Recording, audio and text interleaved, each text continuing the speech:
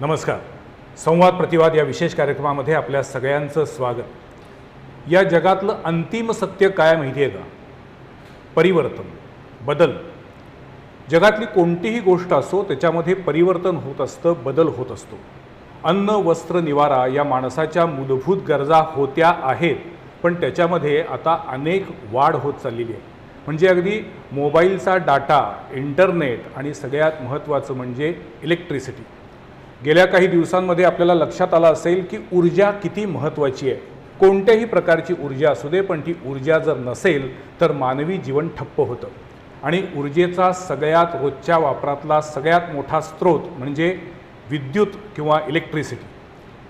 गेल्या काही वर्षांमध्ये किंवा गेल्या काही महिन्यांमध्ये रादर कोल्हापूरसह संपूर्ण महाराष्ट्रामध्ये एका विषयावरती खूप चर्चा होती आहे, काही वाद आहेत, वेगवेगळे मतप्रवाह आहेत. ते म्हणजे स्मार्ट मीटरबद्दलचे. आपल्या घरामध्ये जेव्हा आपण MSEBीकडनं, म्हणजे पूर्वीची MSEB, आता MSEBीचे 3 कंपन्यांमध्ये विभाजन झालं. त्यामध्ये महानिर्मिती, महापारेषण आणि महावितरण. आपण जेव्हा घरामध्ये विद्युत कनेक्शन घेतो तेव्हा त्याच्याबरोबरीनं एक आपल्याकडे घरामध्ये मीटर लागायचं. पूर्वी ते अशा पद्धतीचं चकतीचं मीटर होतं.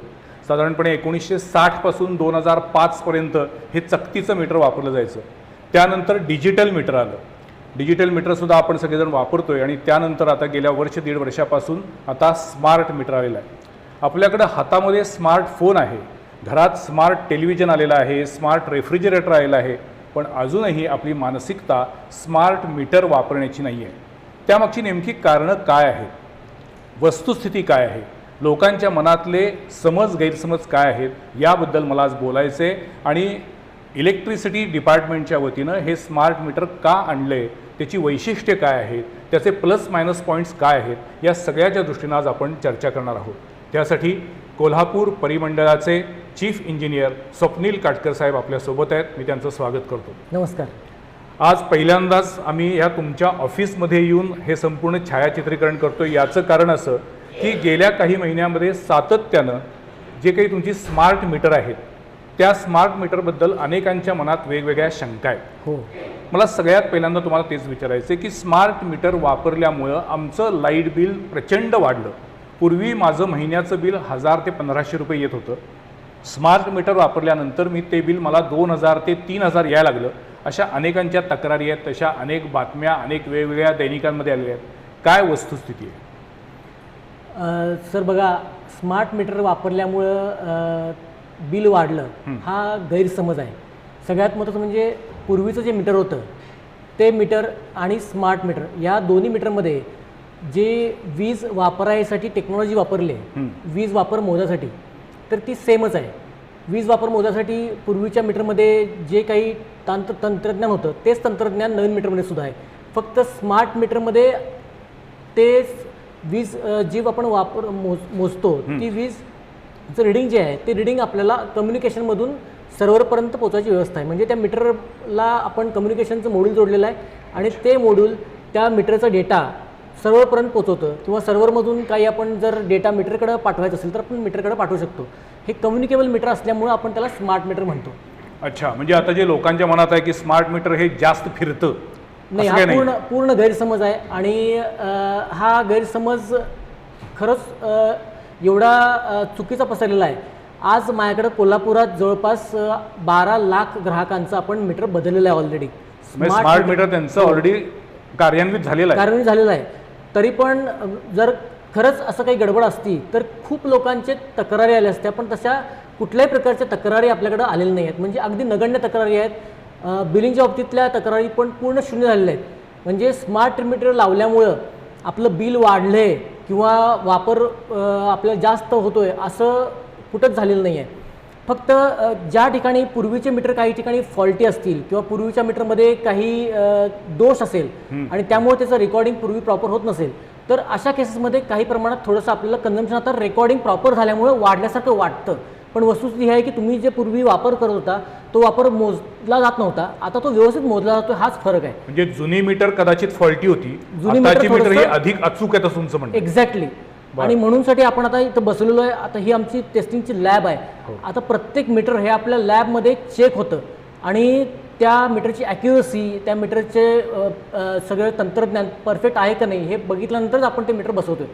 त्यामुळे कुठल्याही प्रकारचं या मीटरमुळं आपलं वीज बिल वाढलं किंवा आपला वीज वापर वाढला असं होत नाही आहे. पण मग अनेक लोकांच्या तक्रारी आहेत, विशेषतः ग्रामीण भागामध्ये अनेक जण जेव्हा स्मार्ट मीटर बसवण्यासाठी येत आहेत त्यावेळेला त्यांना विरोध करतायत, त्याच्यातून काही वेळा संघर्षापर्यंतच्या घटना सुद्धा घडलेल्या आहेत. याची कारणं काय आहेत? स्मार्ट मीटरला सुरुवातीपासून थोडंसं एक निगेटिव्ह नरेटिव्ह म्हणतो ना आपण, कुणी तसं पसरलेलं आहे. कुणी निर्माण केलं? पण आता हे नरेटिव्ह ज्या काही लोकांची इच्छा नव्हती, म्हणजे कुठली नवीन गोष्ट आली तर आपण ॲक्सेप्टन्स लगेच करत नाही.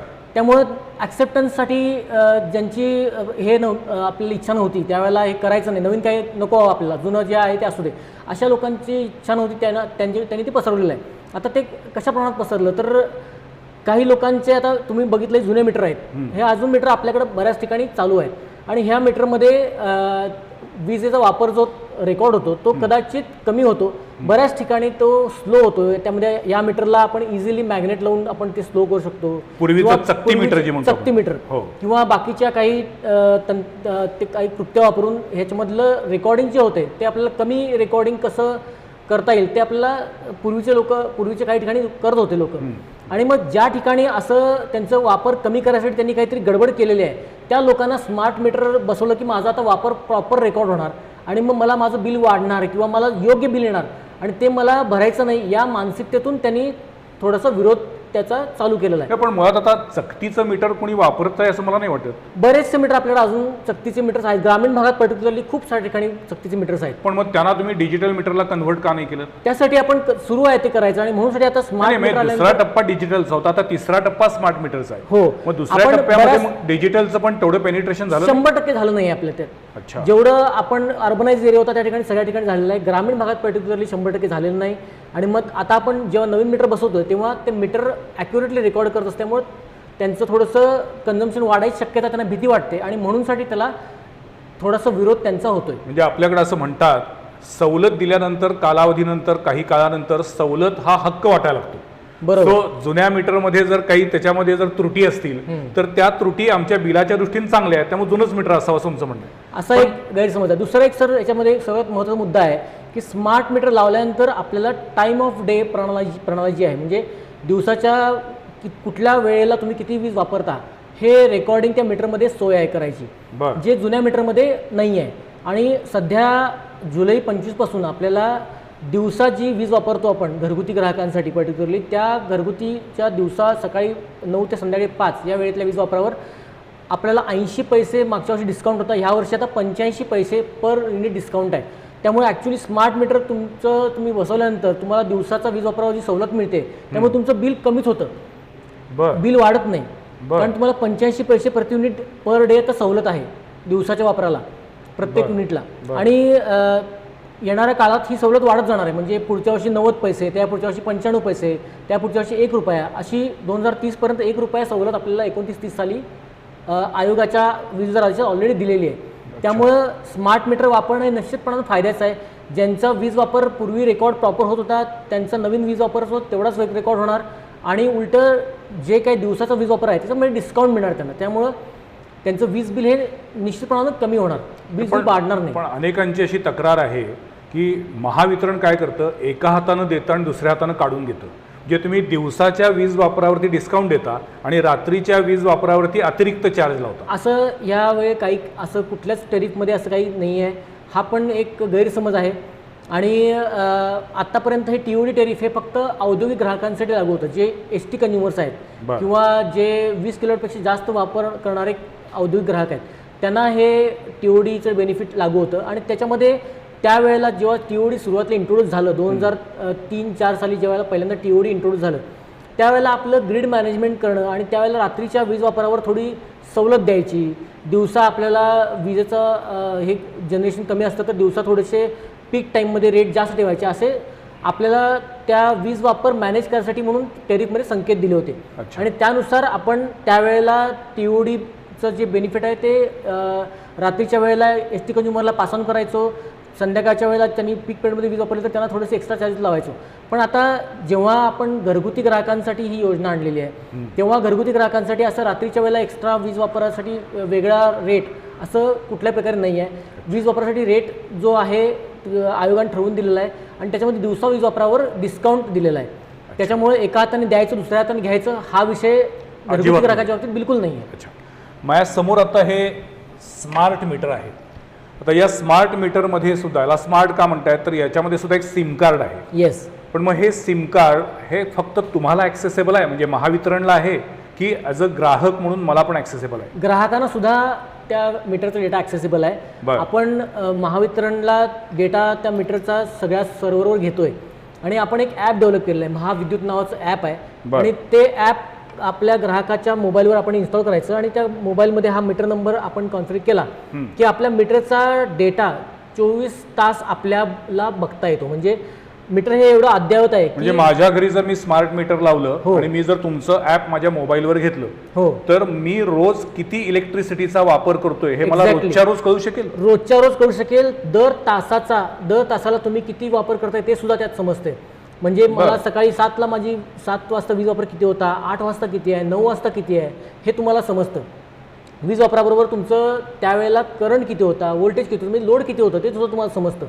आणि एवढं ट्रान्सपरंट सुविधा आणि हे तुम्हाला त्या मीटरच्या जवळ जाऊन बघायची गरज नाही. तुम्ही जगाच्या पाठीवर कुठेही असला तरी तुम्ही मोबाईलमध्ये ते ॲप ओपन केलं की तुम्हाला तुमच्या घरच्या मीटरचं त्यावेळेचं व्होल्टेज, करंट, मागच्या तासातला तुमचा वीज वापर, मागच्या दिवसाचा वीज वापर, मागच्या आठवड्याचा, मागच्या महिन्याचा, तुम्हाला प्रत्येकचं कंपॅरिझन अवेलेबल आहे. म्हणजे तुम्हाला मागच्या महिन्यात किती होता, आता किती आहे, मागच्या आठवड्यात सोमवारी माझा वीज वापर किती होता, आज सोमवारी किती आहे हे सुद्धा तुम्हाला बघता येतं. तर एवढी ट्रान्सपरंट सुविधा या मीटरमध्ये आहे आणि ती ग्राहकाला ॲक्सेसिबल आहे सगळ्यात महत्त्वाचं म्हणजे.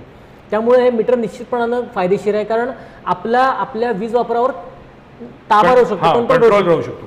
उदाहरणार्थ सकाळच्या वेळेला तुम्हाला तुमचं गिझरचा वापर असेल किंवा अजून काही असे इस्त्रीसारखे वापर तुम्ही करत असाल तर तुम्हाला समजतं की सकाळच्या वेळेला माझा लोड जास्त आहे, सकाळच्या वेळेला माझे युनिट जास्त जळलेले आहे. तर आता TOD बेनिफिटचा तुम्हाला बेनिफिट घ्यायचं तर तुम्ही काही जे लोड तुम्हाला दुपारच्या वेळेला शिफ्ट करण्यासारखं शक्य आहे ते तुम्ही दुपारी करू शकता.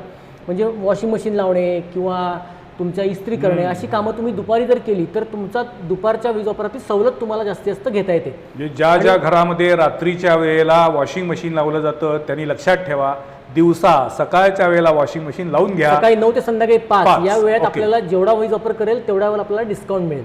पण मग मी तुम्हाला एक सजेस्ट करतो, तुम्ही हे आव्हान म्हणून स्वीकाराल का महावितरण म्हणून? समजा हे स्मार्ट मीटर मी एका खोलीमध्ये बसवलं, त्या खोलीमध्ये 100चा एक बल्ब आणि एक पंखा मी चालू ठेवला एक दिवसभर आणि आज एक दिवस सकाळी 9 ते रात्री 9 या वेळेमध्ये मी स्मार्ट मीटरवरती त्याचं किती रीडिंग आहे बघणार. दुसऱ्या दिवशी त्याच खोलीमध्ये त्याच 100च्या बल्बला आणि त्याच एका पंख्यासाठी माझं डिजिटल मीटर मी लावणार. तर दोन्हीचीही रीडिंग सेम यायला पाहिजे. एक्झॅक्टली सेम येणार. Guaranteed. हे चॅलेंज आम्ही स्वीकारलं ऑलरेडी आहे. मग तुम्ही याची डेमॉन्स्ट्रेशन लोकांसमोर का देत नाहीये? सगळ्या ठिकाणी आपण लावलेलं आहे. आपल्या जवळपास सगळ्या ऑफिसेसमध्ये आपण हे डेमो पीसेस लावलेले आहेत. म्हणजे आपण एक स्मार्ट मीटर आणि एक आपलं जुनं मीटर हे दोन्ही सिरीजमध्ये लावलेलं आहे आणि त्याचं आपण गेले वर्षभर रीडिंग पण घेतो डेली आणि त्यामध्ये एक युनिटचा सुद्धा फरक पडलेला नाही आहे. मग लोकांच्या मनामध्ये म्हणजे आजही अनेक अपार्टमेंटमध्ये अनेक टाउनशिपमध्ये स्मार्ट मीटर लावायला तुमची लोक आली की त्यांना प्रचंड विरोध होतोय. केवळ गैरसमज, फक्त गैरसमजातून सगळं पण सुरू मग हा गैरसमज दूर करण्यासाठी तुम्ही थोडासा उशीर केला असं वाटत नाही का तुम्हाला? नाही, आपण सुरुवातीपासूनच हे गैरसमज काढण्यासाठी आपण प्रयत्न करतोय आणि वेगवेगळ्या माध्यमातून आपण वेगवेगळ्या ठिकाणी ग्राहक मेळावे घेतोय, ग्राहकांना समजावून सांगतोय. वेगवेगळ्या ग्रामपंचायत आमची इंजिनियर्स जाऊन आमचे अधिकारी जाऊन ग्रामपंचायतीतील लोकांना त्याच्याबद्दल अवेअर करतायत आणि हे करतोय म्हणून आतापर्यंत आपण एवढ्या मोठ्या प्रमाणात जवळपास 70% स्मार्ट मीटर आता आपण कोल्हापूर झोनमध्ये बसवून झालेले आहेत. कोल्हापूर झोनमध्ये? येस. बर, 70% ऑलरेडी बसलेली आहे. 70% स्मार्ट मीटर आपण ऑलरेडी पेनिट्रेशन केलेलं आहे कोल्हापूर. पण सगळ्यात कळीचा मुद्द्यातला काय माहिती आहे का की ग्राहकांचं, लोकांचं, जनतेचं म्हणणं असं आहे की स्मार्ट मीटर घ्यायचं का नाही हे ठरवण्याचा अधिकार माझा आहे, महावितरण आमच्यावरती कंपल्शन करू शकत नाही. हा पण एक पुन्हा गैरसमज आहे. पहिली गोष्ट अशी आहे की मीटर ही महावितरणची मालकी राहते. म्हणजे कुठलीही डिस्ट्रीब्युशन युटिलिटी जी आहे त्याची मालकी राहते.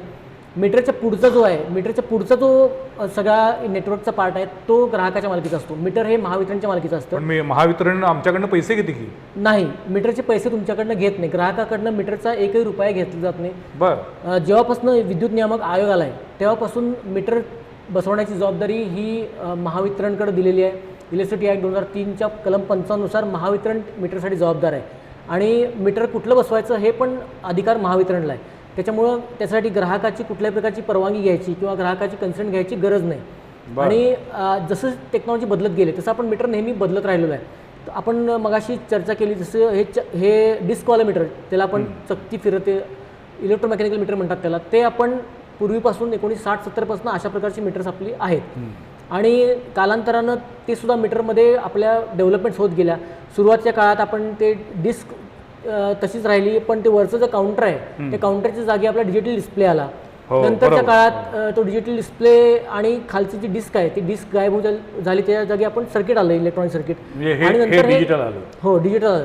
आणि मग त्याच्यामध्ये कम्युनिकेशन टेक्नॉलॉजी सुद्धा वारंवार बदलत गेलेली आहे. म्हणजे सुरुवातीला एक इन्फ्रारेड टेक्नॉलॉजीचं एक मीटर आलेलं आहे जिथून आपण इन्फ्रारेडद्वारे रिडिंग घेऊ शकत असतो. त्यानंतर त्याच्यामध्ये AMR आलं, म्हणजे ऑटोमॅटिक मीटर रिडिंगसाठी मोडेम बसवायचा आणि त्याच्यातून आपण रिडिंग घ्यायचं असं आलं. आणि आता हे स्मार्ट मीटर आले ज्याच्यामध्ये इनबिल्ट मोडेम आहे, ज्याच्यामध्ये इनबिल्ट आपल्याला सिम कार्ड टाकून आपल्याला त्या मीटरचं कम्युनिकेशन आपल्या सर्व्हरशी आणि ग्राहकाशी दोघांशीही करता येतं. पण म्हणजे मग आता हे स्मार्ट मीटर बसवल्यानंतर तुमचा माणूस रिडिंग घ्यायला येणारच नाही?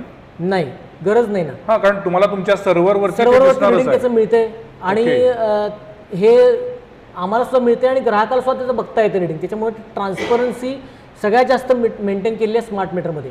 अच्छा. आणि तुम्ही हे पण गॅरंटीनं सांगू शकता का की या स्मार्ट मीटरमध्ये कोणीही कोणत्याही पद्धतीनं फेरफार करू शकणार नाही, टॅम्पर करू शकणार नाही?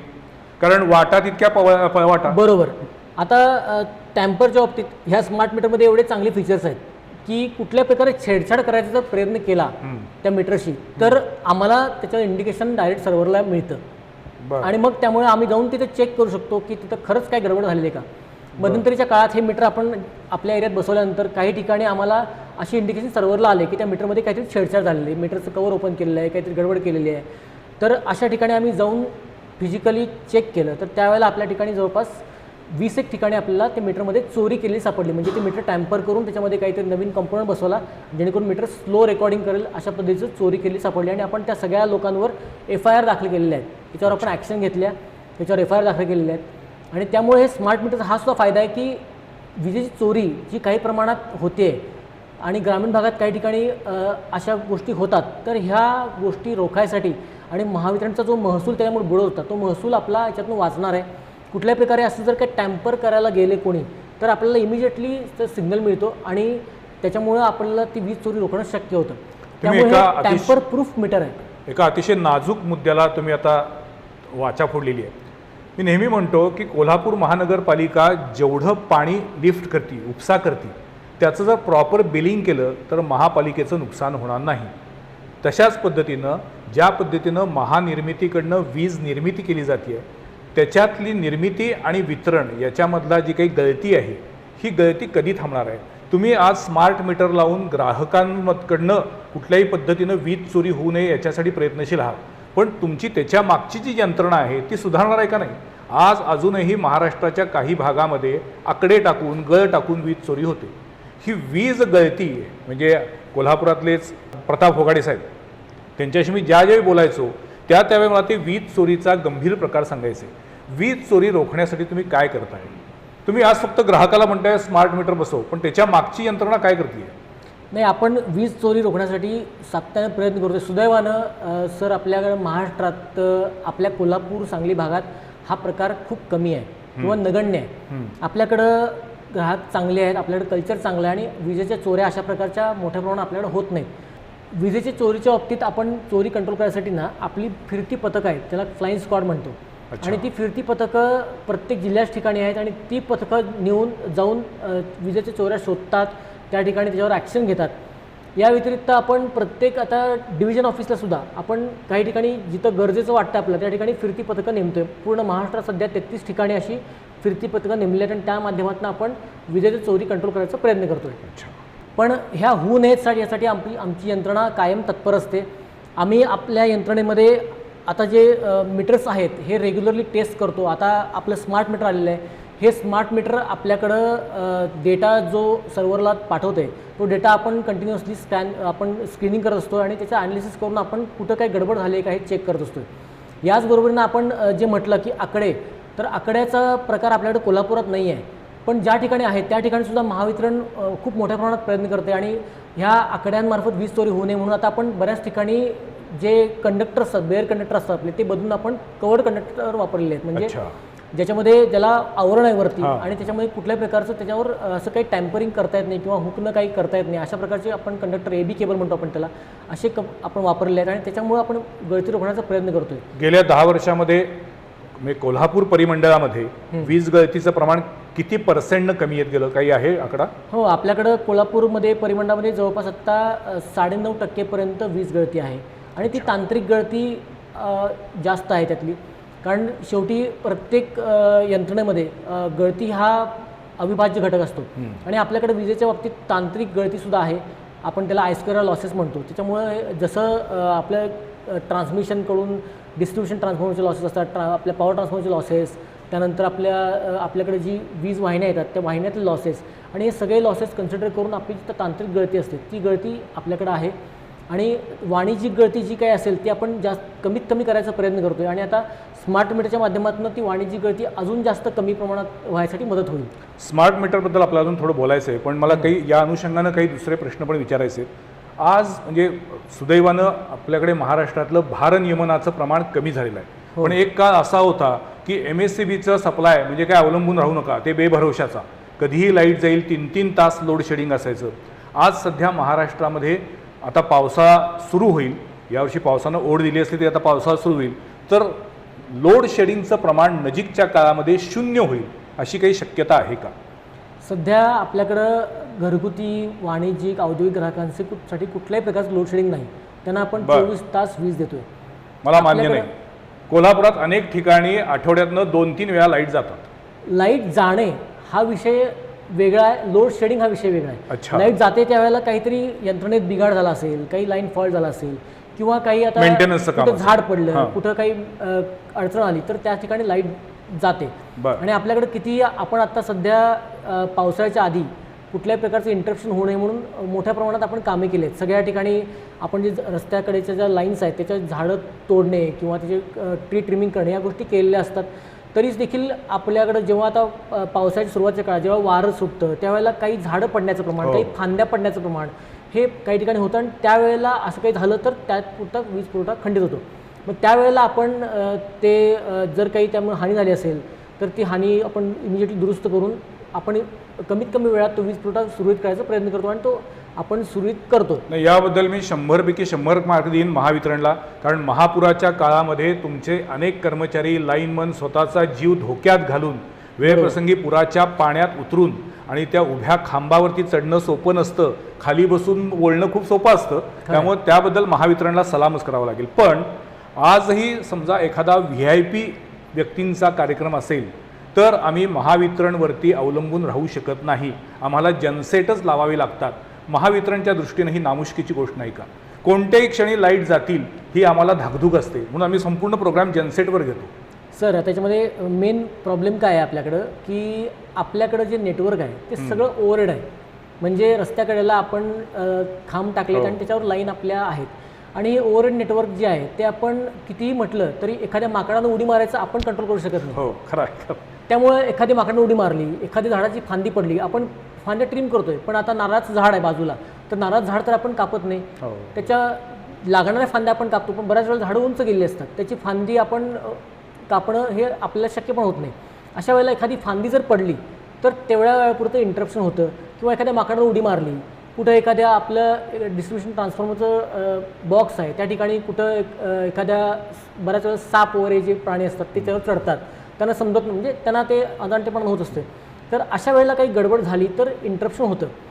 आणि म्हणजे एकतर नैमित्तिक कारण किंवा काही ऍक्सिडेंटल रिझन ऍक्सिडेंटल रिझन्स त्याच्यामुळेच तो विद्युत सप्लाय खंडित होऊ शकतो. बरोबर. अदरवाईज तुमचा असा दावा आहे की तुम्ही कंटिन्युअसली सप्लाय देऊ शकताय, तेवढी definitely. महावितरणची क्षमता आहे नक्की आणि आहे. आता लोड शेडिंग नाही आहे, लोड शेडिंग असंही नाही तुम्ही आता जाहीरपणे सांगितलेलं आहे. येस. अच्छा. फक्त कृषी ग्राहक जे आहेत त्यांच्यासाठी आपला विद्युत पुरवठा हा कंट्रोल्ड आहे, म्हणजे आपण ठराविक तासच देतो त्यांना विद्युत पुरवठा. बरं. त्यामुळं त्याच्या बाबतीत आपण लोड शेडिंग म्हणू शकत नाही. आपण त्याचे वीज पुरवठा तास हे निश्चित केलेले आहेत, तेवढाच तास आपण वीज पुरवठा देतो. त्याला 24 तास वीज पुरवठा मिळत नाही. आणि शासनाने हे धोरण 2010 पासून आणलेलं आहे की कृषी पंपांना ठराविक तास वीज पुरवठा द्यायचा, दिवसा ठराविक तास, रात्री ठराविक तास, आणि त्यानुसार आपण वीज पुरवठा देतो. पण त्याच्याबद्दल सुद्धा अनेक शेतकऱ्यांच्या मनामध्ये नाराजी आहे. म्हणजे तुमच्याकडं उपलब्ध विजेचा पुरवठा कमी आहे म्हणून, की त्याच्यामध्ये शासनाचं धोरण आहे म्हणून? म्हणजे कृषी पंपांना विशिष्ट कालावधीसाठीच का? शासनाचं हे 2010 पासून धोरण आहे. आणि आपल्याला माहिती आहे भूजल पातळी हा सगळ्यात महत्त्वाचा विषय होता त्यात. आणि भूजल पातळी ही मोठ्या प्रमाणात घटल्यामुळं मग शासनानं त्यावेळेला धोरणात्मक निर्णय घेतला की अतिशय महत्त्वाचा मुद्दा आहे. बरोबर. ठराविक तासच आपण शेती पंपासाठी वीज पुरवठा देऊया, जेणेकरून आपली भूजल पातळी सुद्धा आपली मेंटेन होईल. आणि बऱ्याच ठिकाणी तुम्ही जर बघितलं असेल तर आता आपल्याकडं ऊस पीक भरपूर मोठ्या प्रमाणात आहे, आणि त्या ठिकाणी बऱ्याच ठिकाणी जे ऑटोमॅटिक स्टार्टर्स असतात, किंवा बऱ्याच वेळेला मग म्हणजे लाईट आली की मोटर सुरू असते आणि लाईट गेली की मोटर बंद. बऱ्याच वेळेला ते पाणी गरजेत नसताना सुद्धा ओसळून वाहत असतं. तर या पाण्याचा अपव्यय टाळण्यासाठी शासनानं तो निर्णय घेतला होता, आणि त्यानुसार आपण कंट्रोल आवर्समध्येच शेतीपंपासाठी वीज पुरवठा करतो. मगाशी बोलताना तुम्ही म्हटलात की जी काही मीटर आहेत त्या मीटरची मालकी महावितरणची आहे. हो. त्याच्या मागचं जे काही इन्फ्रास्ट्रक्चर आहे त्याच्यासाठी तुम्ही ग्राहकांकडनं पैसे घेता. हो. पण मग असं असून सुद्धा अनेक ग्राहकांना वीज कनेक्शन हवी असतात, पण त्यासाठी त्यांना 2-2, 3-3 महिने वाट बघावी लागते. काही ठिकाणी म्हणजे कोल्हापूरपासून 10-15 किलोमीटर अंतरच्या रेडियसमध्ये सुद्धा लोकांना नवीन कनेक्शन हवी आहेत, पण तुम्ही ती कनेक्शन देऊ शकत नाही. ही परिस्थिती काय आहे? अशी परिस्थिती कुठंच नाही आहे सर. आपल्याकडं युनिव्हर्सल सप्लाय ऑब्लिगेशन आहे, म्हणजे आपण ज्या ग्राहकाने कनेक्शन मागितलं त्याला कनेक्शन देतो आहे. आणि आपल्याकडं त्यासाठी यंत्रणासुद्धा आहे. आपल्याकडे त्यासाठी आपण लागणारं इन्फ्रास्ट्रक्चर उभं करण्यासाठी स्कीमसुद्धा आहे. बरं. ज्या ग्राहकाला सर्व्हिस कनेक्शन म्हणतो आपण, त्यासाठी आपल्याकडे स्टँडर्ड ऑफ परफॉर्मन्स आहे. म्हणजे आपण जर ग्राहकाच्या दरवाजापर्यंत, जर ग्राहकाच्या जवळ दारापर्यंत आपली जर यंत्रणा असेल तर ग्राहकाला आपण कोल्हापूरमध्ये अर्बन एरियात 7 दिवसाच्या आत कनेक्शन देतो, आणि ग्रामीण एरियात 15 दिवसात कनेक्शन देतो. पण मी अशी अनेक उदाहरणं बघितलेली आहेत की त्यांना महिने कनेक्शन मिळत नाही आहे. काही ठिकाणी त्या ग्राहकाला त्याच्यासाठी लागणाऱ्या पोलपासून ते केबलपासून ट्रान्सफॉर्मरपर्यंतच्या सगळ्या वस्तू त्या बिल्डरनं किंवा त्या ग्राहकानं आणायच्या, अशा पद्धतीनं सांगितलं जातं. आपल्याकडे 2 प्रकारच्या गोष्टी आहेत. एक तर मी तुम्हाला सांगितलं सर्व्हिस कनेक्शन, दुसरं जे आहे इन्फ्रास्ट्रक्चर लागणार, त्याला आपण इन्फ्रा रिक्वायर्ड म्हणतो. जिथं त्या समजा नवीन घर बांधलं पण घराच्या इथं लाईटचा पोल नाही आहे, तर त्याला इन्फ्रास्ट्रक्चर लागणार आपल्याला करायसाठी. तर ती जी कनेक्शन्स आहेत त्यासाठी 3 महिन्याचा कालावधी आहे आपल्याकडं. त्याला स्टँडर्ड SOP आहे 3 महिन्याचा. तर आपण ग्राहकानं अर्ज केल्यापासून 3 महिन्याच्या आत ते इन्फ्रास्ट्रक्चर जे लागतंय ते आपण स्वतः उभं करतो महावितरणच्या वतीनं, आणि त्याला कनेक्शन देतो. पण मग जर त्या ग्राहकाला ते आणायला सांगितलं असेल तर? ग्राहकाला आणण्यासाठी मुद्दाम सांगत नाही आपण, पण ऑप्शन आपल्याकडे अवेलेबल आहे. पण मग त्यानं जे पैसे घातलेले आहेत, DDF नावाची स्कीम आहे, त्या स्कीममध्ये ग्राहकाला स्वतःला जर खर्च करायचा असेल तर ग्राहक करू शकतो, आणि ग्राहक स्वतःचं इन्फ्रास्ट्रक्चर उभं करू शकतो. आपल्याकडे काय होतं, बऱ्याच वेळेला ग्राहकांना माझ्यासाठी स्वतंत्र ट्रान्सफॉर्मर पाहिजे. म्हणजे मला उदाहरणार्थ एक औद्योगिक ग्राहक आहे, तर त्याला काय असते, माझ्यासाठी सेपरेट ट्रान्सफॉर्मर पाहिजे. माझ्या ट्रान्सफॉर्मरवरून दुसऱ्या कोणाला तुम्ही कनेक्शन द्यायचं नाही, म्हणजे दुसऱ्या कुठल्या फॉल्टमुळे मला इंटरप्शन होता कामा नये. अशा प्रकारचं सप्लाय त्याला पाहिजे आहे. ज्याला स्वतःचं नेटवर्क स्वतःचं वेगळं पाहिजे आहे, त्या ठिकाणी त्या ग्राहकाला खर्च करावा लागतो, आणि त्याला आपण DDFमधनं तो खर्च करायची परमिशन देतो. पण मग तो केलेला खर्च पुन्हा रिएम्बर्स होतो का?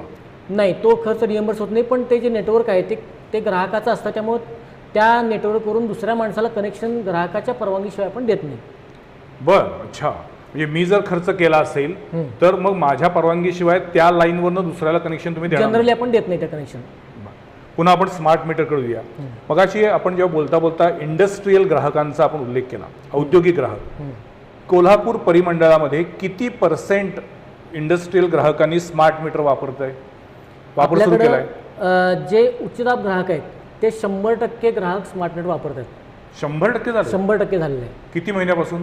मागचे जवळपास 8 महिने झाले आपण 100% ग्राहक आपले उच्च दाब ग्राहक आणि ज्या आपल्या जलसिंचन योजना आहेत म्हणजे जेवढे एस टी कनेक्शन्स आहेत त्या सगळे कनेक्शन्स आपले 100% स्मार्ट मीटर बसवलेले आहेत. त्यातल्या किती लोकांच्या तक्रारी आहेत स्मार्ट मीटर? एकाही ग्राहकाची तक्रार नाही सर, एकाही ग्राहकाची नाही, नॉट अ सिंगल. जाहीरपणानं सांगतायत, मी आत्ता आवाहन करतो, ज्या इंडस्ट्रीयल ग्राहकांनी स्मार्ट मीटर वापरलेलं आहे आणि त्यांची काही तक्रार असेल तर त्यांनी नक्की बिनविषयी संपर्क साधावा. 100%. बरोबर ना? 100%. पण मग मी असं म्हणेन की उलटं म्हणजे लोकांच्या मनातला गैरसमज दूर करण्यासाठी की ऑलरेडी इंडस्ट्रीयल कन्झ्युमर्सनी हे वापरायला सुरुवात केलेली आहे, त्यांना काही प्रॉब्लेम नाही, काही प्रॉब्लेम नाही. फक्त आता घरगुती ग्राहकांमध्ये हा संभ्रम आहे तुमच्या दृष्टीने म्हणणं किंवा गैरसमज आहे. आणि घरगुती ग्राहकांमध्ये सुद्धा आपण आता 60 ते 70% पर्यंत पेनिट्रेशन आपलं झालेलं आहे आणि त्याच्यामध्ये त्यांची सुद्धा कुठल्याही प्रकारची तक्रार अडचण अशी काहीच नाही आहे. बरं.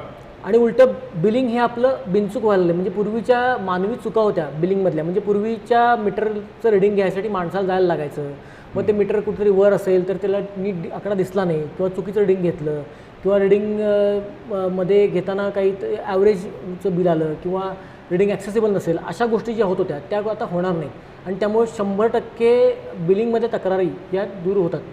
त्यामुळं अचूक बिलिंग हा सगळ्यात मोठा फायदा आहे त्याचा महावितरण दृष्टीने आणि ग्राहकाच्या दृष्टीने सुद्धा. तुम्ही या स्मार्ट मीटरबद्दल एक पोस्ट सोशल मीडियावरती व्हायरल केली, मी ती पण बघितली. त्यात तुम्ही असं लिहिलेलं आहे की स्मार्ट मीटर वापरल्यामुळं ग्राहकांनी किंवा जनतेनं स्मार्ट मीटर वापरल्यामुळं महावितरणचा 10 ते 15% महसूल वाढ होईल आणि ग्राहकांना सुद्धा 5 ते 7% त्यांना फायदा होईल. निश्चित. तर मला हे समीकरण काही कळालं नाही. म्हणजे मग जास्ती फायदा जर महावितरणचा आहे तर ऑब्व्हियसली त्याचा भार ग्राहकांवरतीच पडणार आहे. सर याच्यामध्ये विषय काय आहे की तुम्ही जे मगाशी म्हणालात की महाराष्ट्रात आपल्याकडं चोरीचं प्रमाण कमी आहे, पण असे काही पॉकेट्स आहेत जिथं चोरीचं प्रमाण खूप आहे आणि हे चोरीचं प्रमाण जे होतं त्याच्यामुळे पूर्वी आपल्याला कंट्रोल करण्यासाठी आपल्याकडं तशी यंत्रणा नव्हती. तर आता ही स्मार्ट मीटर आणि एकंदरीत यंत्रणा जी आपल्याकडे आलेली आहे त्याच्यामुळे हे चोरीच्या प्रमाणात लक्षणीय घट होणार आहे आणि हे झाल्यामुळं महावितरणचा महसूल हा जो पूर्वी बुडत होता तो आता वाढणार आहे किंवा बुडत म्हणण्यापेक्षा पूर्वी ह्याचा भुर्दंड प्रामाणिक ग्राहकांवर पडायचा. कारण प्रामाणिक ग्राहकांना त्याचा भुर्दंड लागत असल्यामुळं पूर्वी जे हुगाडे साहेब पूर्वी म्हणायचे की ज्या ठिकाणी वीज गळती किंवा चोरी आहे त्याचा भुर्दंड प्रामाणिक ग्राहकांवर यायला नको, तर ते आता थांबणार आहे आणि त्यामुळं महावितरणच्या महसुलात निश्चितपणानं वाढ होणार. आणि त्याचबरोबर ग्राहकाला सुद्धा आपण त्याचा फायदा देणार आहे. आपण दिवसाच्या सप्लाय आवर्समध्ये आपण डिस्काउंट दिलेला आहे, तेवढी डिस्काउंट, त्याच्यामुळे ग्राहकाचा निश्चितपणानं फायदा होणार आहे. आणि प्लस ग्राहकाच्या बिलिंगमध्ये तक्रारी कमी होतील किंवा चुकीचं रिडिंग जाणार नाही, चुकीची बिले येणार नाही आणि एकंदरीत आपलं यंत्रणा ही व्यवस्थित राहील, ॲक्युरेट राहील, कुठल्याही प्रकारचं त्यात अडचण होणार नाही. पण बऱ्याचदा काय होतं, अनेकांच्या बिलाबद्दलच्या तक्रारी असतातच, पण त्यातही मी 2 महिने 3 महिने परगावी होतो, घर किंवा माझा बंगला किंवा फ्लॅट बंद होता, तरीसुद्धा मला एवढं बिल कसं आलं असा एक प्रश्न असतो. स्मार्ट मीटर लावल्यानंतर या तक्रारीमध्ये काही उपाय केला जाईल का? निश्चितपणानं स्मार्ट मीटर लावल्यामुळं आपल्याला तुमचं घर बंद असेल की तुम्ही घरात नसाल, 2-3 महिने तुम्ही परगावी गेला तरी त्याचं रिडिंग अवेलेबल होईल. पूर्वीच्या काळात काय होतं, तुम्ही घरी नसाल की तुमच्या घर बंद असेल किंवा तुमचं प्रिमायसेस लॉक असेल, तुमच्या मीटरपर्यंत आपला माणूस पोहोचू शकत नव्हता आणि रिडिंग घेऊ शकत नव्हता. तुम्ही ॲव्हरेजनुसार द्यायचं बिल, त्यामुळे ॲव्हरेजनुसार बिलिंग द्यायला लागायचं किंवा त्यामुळे जास्त बिल यायचं. पण आता आपलं घर जरी बंद असेल किंवा तुम्ही नसाल घरामध्ये, जरी मीटर लॉक असेल तरी पण आपलं मीटर ॲक्सेसिबल असल्यामुळं आणि कम्युनिकेबल असल्यामुळं आपल्या सर्व्हरला ते डायरेक्ट रिडिंग येईल आणि रिडिंगनुसारच आपलं बिल जनरेट होईल. त्यामुळं तुम्ही घरी नसाल किंवा तुमचं घर बंद असेल तरी पण तुमचं वीज बिलावर काही परिणाम होणार नाही, तुमचं ॲक्युरेटच बिल येणार. तुमचं वापर जर 0 युनिटचं असेल तर 0 युनिटचं बिल तुम्हाला येणार. पण मुळात अशा पद्धतीचं स्मार्ट मीटर सर्व सरकारी कार्यालयांमध्ये बसलेली आहेत का? नाहीतर दिव्याखाली अंधार असायचा? सगळ्यात पहिल्यांदा आपण सर काय केलं, आपण महावितरणची यंत्रणा जी आहे म्हणजे सब स्टेशनपासून आमचा फिडर सुरू होतो, तर सगळ्या सब स्टेशनच्या फिडरला, त्यानंतर आपला ट्रान्सफॉर्मर, या सगळ्या ठिकाणी आपण स्मार्ट मीटर लावलेले आहेत. आपल्या फिडरला स्मार्ट मीटर आहे, आपल्या ट्रान्सफॉर्मरला स्मार्ट मीटर आहे आणि नंतर आता आपण ग्राहकांना स्मार्ट मीटर बसवतो आहे. त्यामुळं स्मार्ट मीटर हे महावितरणनं आपल्या यंत्रणेपासून सुरू केलं. दुसरी गोष्ट, जे आपले शासकीय ग्राहक आहेत त्या सगळ्या ग्राहकांना आपल्या फर्स्ट फेजमध्ये आपण स्मार्ट मीटर बसवलेले आहेत. म्हणजे सामान्य ग्राहकाला बसवायच्या आधी आपण शासकीय ग्राहक 100% स्मार्ट मीटर बसवलेले आहेत. सगळ्या शासकीय कार्यालयांना किंवा शासनाच्या आधिपत्याखालील सगळ्या ऑफिसेसना आपण स्मार्ट मीटर पूर्वी बसवलेले आहेत आणि त्यांचं बिलिंग हे प्रॉपर चालू आहे. त्याच्यामध्ये कुठल्याही प्रकारची अडचण तक्रार काहीच नाही आहे. आणि शासकीय अधिकाऱ्यांच्या घरामध्ये ते सगळ्यात पहिल्यांदा माझं स्मार्ट मीटर हा, नाहीतर उद्या असं व्हायचं की महावितरणमध्ये काम करणाऱ्या कर्मचाऱ्यांच्या घरीच स्मार्ट मीटर नाही आहे. सुरुवात आपल्यापासून करतो आपण, म्हणजे सुभाष शिगर म्हणतो ना, ते आपण आपल्यापासून सुरुवात केलेली आहे. महावितरणमध्ये आपल्या सगळ्या अधिकाऱ्यांच्या घरी आणि कर्मचाऱ्यांच्या घरी स्मार्ट मीटर सुरुवातीला लावलं आपण. अच्छा. शासकीय कार्यालयावर लावलं, नंतर मग सामान्य ग्राहकाकडे आपण स्मार्ट मीटर लावायला सुरुवात केलेली आहे. पण मला सांगा, एखाद्या ग्राहकानं जुनं डिजिटल मीटर काढून नवीन स्मार्ट मीटर बसवलं आणि त्यानंतर त्याला लक्षात आलं की आपलं लाईटचं बिल वाढतंय, तर त्याची कारणं काय असू शकतील? मे बी बिल वाढण्याचं कारण काय असू शकेल? पहिली गोष्ट कारण लोकांच्या मनात हीच भीती आहे, मी मीटर बदललं की माझं बिल वाढणार.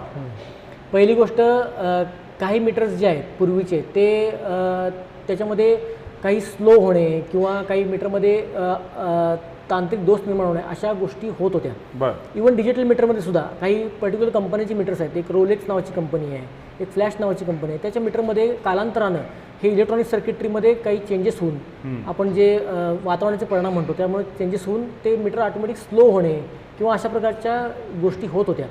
आणि मग असं जर मीटर असेल आणि ते पूर्वीचं मीटर तुमचं 100% रेकॉर्ड प्रॉपर करत नसेल आणि ते जर स्लो झालं असेल, तर नवीन मीटर लावल्यानंतर तुमचं रेकॉर्डिंग ॲक्युरेट झाल्यामुळं तुम्हाला त्या बिलामध्ये, त्या रेकॉर्डिंगमध्ये फरक वाटणार. म्हणजे पूर्वी माझं 60 युनिटच पडत होतं, आता माझं 80 युनिट पडायला लागलं आहे असं तुम्हाला वाटायची शक्यता आहे. बरं. पण त्यासाठी ते जुनं मीटर प्रॉपर रेकॉर्ड करत होतं का, हा एक महत्त्वाचा मुद्दा आहे. ओके. आणि ते आपण चेक करू शकतो. दुसरी गोष्ट, आपल्याकडं घराचं अर्थिंग पण प्रॉपर घरामध्ये बऱ्याच ठिकाणी वायरिंग प्रॉपर नसतं, अर्थिंग प्रॉपर नसतं. आणि जर कुठं वायरिंगमध्ये दोष निर्माण झाले असेल तर सगळ्यात चांगली सुविधा या महावितरणच्या स्मार्ट मीटरमध्ये आहे की वायरिंगमध्ये जर दोष असेल तर त्या दोषाचं इंडिकेशन त्या डिस्प्लेवर पण येतं आणि त्या ग्राहकाच्या ॲपमध्ये सुद्धा येतं.